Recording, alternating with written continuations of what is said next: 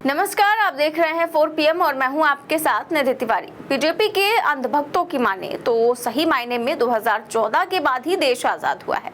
2014 के बाद ही चैनल अब मुसलमानों के खिलाफ कुछ भी चला सकता था, सत्ता की चाटुकारिता कर सकता था और पक्ष की बजाय विपक्ष से सवाल भी पूछ सकता था और सरकार के इशारे पर फर्जी नरेटिव और कहानियां भी कर सकता है। लेकिन चैनल क्या नहीं कर सकते, उसका खुलासा राहुल गांधी ने हरियाणा की करनाल में ही कर दिया।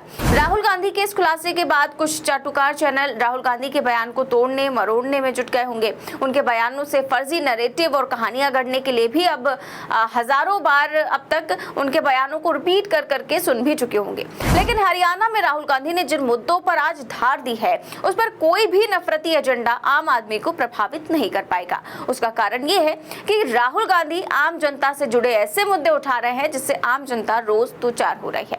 दरअसल राहुल गांधी ने अग्निवीर का मुद्दा उठाया, जो कि सीधे युवाओं से जुड़ा हुआ है। व्यापारियों के मुद्दे को उठाया, किसानों की आय और MSP का मुद्दा उठाया, अमेरिका में फंसे प्रवासियों का मुद्दा उठाया, जातिगत जनगणना को लेकर बीजेपी की मंशा को जनता के सामने रखा।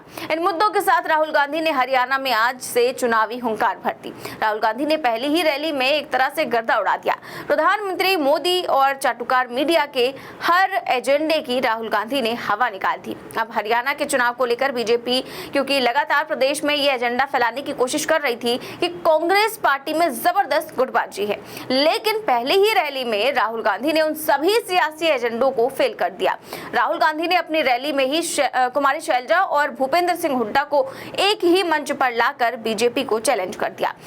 हरियाणा में राहुल गांधी ने मंच से बड़ा संदेश भी दिया कि देखिए, हमारे यहाँ की तो गुटबाजी नाम की कोई चीज नहीं है। दोनों बड़े नेताओं को एक मंच पर लाकर खड़ा कर दिया गया है, दोनों नेता एक दूसरे की तारीफ कर रहे हैं। आप अब अपने यहाँ की खींचतान की बात कीजिए, जहां बिना जीते मुख्यमंत्री पद के लिए सिर्फ फुटौल चल रही है।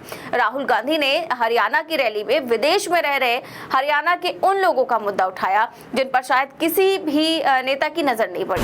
मैं डैलस में आपके भाइयों से एक छोटे से घर में जाके मिला। मैं आपको बताना चाहता हूं, आपके भाई डैलस में एक कमरे में 15-20 लोग सोते हैं। रास्ते की कहानी बताई।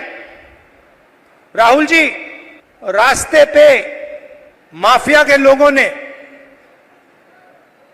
एक बार नहीं अनेक बार हम सबको लूटा। हम समुद्र में से निकले, जंगलों में से निकले, पहाड़ों में से निकले।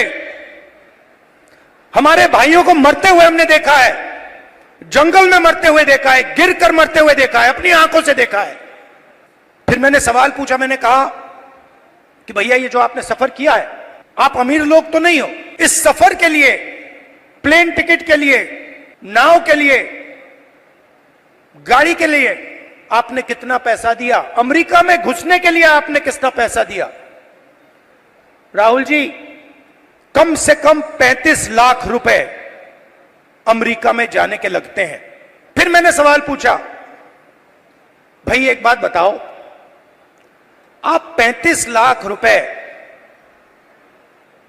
ब्याज लिए हो या आपने अपना खेत बेचा? आधों ने कहा कि भैया हमने अपना खेत बेचा, दूसरों ने कहा हम ब्याज लिए। मैंने कहा किस रेट पे ब्याज लियो? कहते हैं 2% प्रति महीना। फिर मैंने पूछा, भैया एक बात समझाओ, आपने 30 लाख, 35 लाख, 50 लाख कर्जा लिया है, आप अमेरिका जा रहे हो, 50 लाख रुपए से तो आप हरियाणा में ही बिजनेस चला लोगे। जैसे मैंने ये बात बोली, हंसने लग गए। कहते राहुल जी क्या बोल रहे हो आप? 50 लाख रुपए से हरियाणा में बिजनेस नहीं चालू हो सकता है। अगर हमने 50 लाख रुपए, ये 50 लाख रुपए हरियाणा में बिजनेस चालू करने के लिए लगा दिए होते तो हमारा बिजनेस फेल हो जाता। किसी ने मुझे यह भी कहा कि राहुल जी मैंने ट्राई किया, फेल हो गया, बेरोजगारी है, महंगाई है। और जब उन्होंने मुझे बोला मुझे दुख हुआ। उन्होंने बोला, राहुल जी हरियाणा में हमारे जैसे लोगों के लिए अब कुछ नहीं बचा है। वहीं बेरोजगारी पर हमला करते हुए राहुल गांधी ने कहा कि हरियाणा में युवाओं के लिए अब कुछ नहीं बचा है। अगर एक युवा गरीब है, अरबपति का बेटा नहीं है, तो ना उसे बैंक लोन मिल सकता है, ना तो वो व्यापार कर सकता है, वो ना तो सेना में जा सकता है और ना ही पब्लिक सेक्टर में जा सकता है। एक के बाद एक सभी दरवाजे हरियाणा के लोगों के लिए बंद कर दिए गए। अगर एक युवा गरीब है, अरबपति का बेटा नहीं है, तो ना उसे बैंक लोन मिल सकता है, ना वो बिजनेस चालू कर सकता है, ना वो पब्लिक सेक्टर में जॉब पा सकता है, ना वो आर्मी में जा सकता है। एक के बाद एक, एक के बाद एक, एक के बाद एक, एक के बाद एक सारे दरवाजे आपके बंद कर दिए गए हैं। वहीं जातिगत जनगणना के मुद्दे पर बोलते हुए राहुल गांधी ने कहा कि इलेक्शन कमीशन में बीजेपी के लोग हैं, ईडी और सीबीआई जैसी संस्थाओं में भी बीजेपी के लोग हैं। इन जगहों पर आपको गरीब और दूसरी जाति के लोग नहीं मिलेंगे, इसलिए हम जातिगत जनगणना की मांग कर रहे हैं। राहुल यही नहीं रुके, वो बोले कि बीजेपी वाले संविधान पर हमला कर रहे हैं। हिंदुस्तान में किसकी कितनी आबादी है हम उसे चेक करने के लिए कहते हैं, तो बीजेपी उससे दूर भागती है, क्योंकि कहीं बड़े पोस्ट पर आपको कोई गरीब और पिछड़े लोग नहीं मिलेंगे। इसके अलावा किसानों के मुद्दे पर बोलते हुए राहुल गांधी ने कहा कि हरियाणा के किसानों का कर्ज माफ नहीं होता, सही एमएसपी भी नहीं मिलती, लेकिन देश के चंद अरबपतियों का 16 लाख करोड़ रुपए का कर्ज माफ हो जाता है। देश के पोर्ट, एयरपोर्ट, हवाई जहाज, सड़कें सब उद्योगपतियों के हाथ में सौंप दिया गया है, लेकिन आपको सिर्फ गलत जीएसटी और नोटबंदी दी गई है। ऐसा इसलिए क्योंकि मोदी सरकार छोटे व्यापारियों को खत्म करके हिंदुस्तान में चीन का सामान बिकवाना चाहती है। इससे देश के चंद उद्योगपतियों और चीन को फायदा मिल रहा है। नरेंद्र मोदी की मार्केटिंग हो रही है, लेकिन हरियाणा के युवा रो रहे हैं।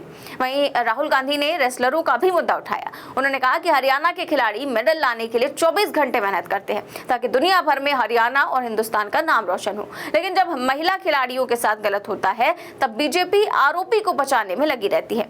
हमें ऐसा हरियाणा नहीं चाहिए। हरियाणा का नाम रोशन करना, हिंदुस्तान का नाम रोशन करना है। पूरी दुनिया में हम चाहते हैं कि हरियाणा का नाम जाए, हिंदुस्तान का नाम जाए। गोल्ड मेडल हम अपने लिए नहीं लेते हैं, गोल्ड मेडल हम हिंदुस्तान के लिए लेते हैं। इन्होंने कहा मुझे, इसने कहा, वो भी 4 बजे सुबह। इनका क्या किया?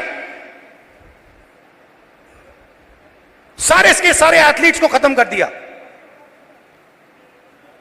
इनके बहनों का सेक्सुअल हरासमेंट हो रहा है और जो कर रहा है उसकी रक्षा चल रही है। 24 घंटे टीवी पे देखो, वो रो रही है, कोई फर्क नहीं पड़ता।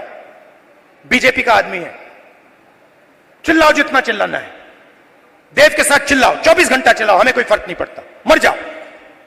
ऐसा हरियाणा हमें नहीं। वहीं कांग्रेस की जीत की बात करते हुए राहुल गांधी ने कहा कि हरियाणा में कांग्रेस पार्टी की आंधी चल रही है, वो बड़े अंतर से चुनाव जीतने जा रही है। यहाँ पर कांग्रेस की सरकार बनने जा रही है और हमारी सरकार आई तो हरियाणा के लिए कांग्रेस की कुछ गारंटी है जो वो करेंगे। हरियाणा एक साथ लड़ेगा,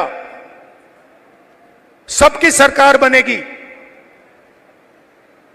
खुशी से बनेगी। चुनाव में कांग्रेस पार्टी स्वीप करने जा रही है, स्वीप करने जा रही है, आंधी आ रही है। वहीं राहुल गांधी ने हरियाणा के चुनाव प्रचार में बीजेपी की दुखती नस पर एक बार फिर से वार किया। राहुल गांधी ने मंच से अयोध्या का जिक्र करते हुए बड़ी बात कह दी, जो कि बीजेपी को तगड़ी चुभी होगी, क्योंकि राहुल गांधी ने कहा कि नरेंद्र मोदी खुद को नॉन बायोलॉजिकल कहते हैं। देश के सभी लोग बायोलॉजिकल हैं और नरेंद्र मोदी अकेले नॉन बायोलॉजिकल हैं। हम लोग आपस में एक दूसरे से बात करते हैं और उनका सीधा भगवान से कनेक्शन है। उनकी सीधे उनसे बात होती थी, लेकिन भगवान ने भी उनको लोकसभा चुनाव में सबक सिखा दिया। अयोध्या से अवधेश प्रसाद ने बीजेपी की कार्यकर्ता को हरा दिया। तो इस तरीके से राहुल गांधी ने हरियाणा की अपनी पहली ही रैली में जबरदस्त तरीके से बीजेपी की धुलाई कर दी और सभी मुद्दे उठाए, सभी तरह से बीजेपी पर वार करने की कोशिश की। तो इसी को लेकर कैसी लगी आपको ये खबर, हमें कमेंट बॉक्स में जरूर बताएं। चैनल को सब्सक्राइब भी करें और ज्वाइन भी। नमस्कार।